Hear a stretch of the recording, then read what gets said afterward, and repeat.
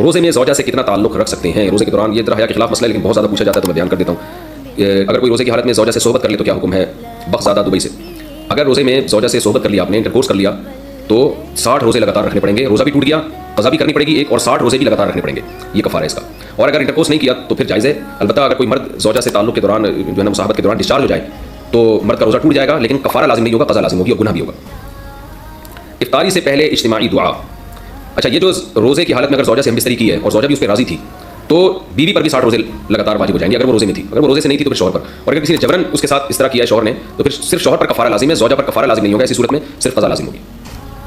بیٹھ کر، اچھا افطاری سے پہلے اجتماعی دعا. افطاری سے قبل سب گھر والوں کا مل کر اجتماعی دعا کرنا کیسا ہے؟ نور محمد سعودی عرب سے. جائز ہے لیکن اس کو سنت نہ بنا لیا جائے، اتنی پابندی نہ کی جائے کہ لوگ اس کو کل لازم سمجھنا شروع کر دیں. بہتر ہے کہ کبھی اجتماعی مانگ لیں، زیادہ تر انفرادی مانگیں، کبھی کبھار اجتماعی بھی مانگ لیا کریں. عام معمول اس کا نہ بنائیں ورنہ یہ چیز کل چل کے بدعت بن جائے گی. بیٹھ کر تراویح پڑھ سکتے ہیں؟ تراویح عذر یا بلا عذر بیٹھ کر پڑھنا جائز ہے یا نہیں؟ قاسم احمد انڈیا سے. جائز ہے، کوئی عذر نہ بھی ہو تو بھی بیٹھ کے تراویح پڑھ سکتے ہیں لیکن ثواب آدھا ہو جائے گا.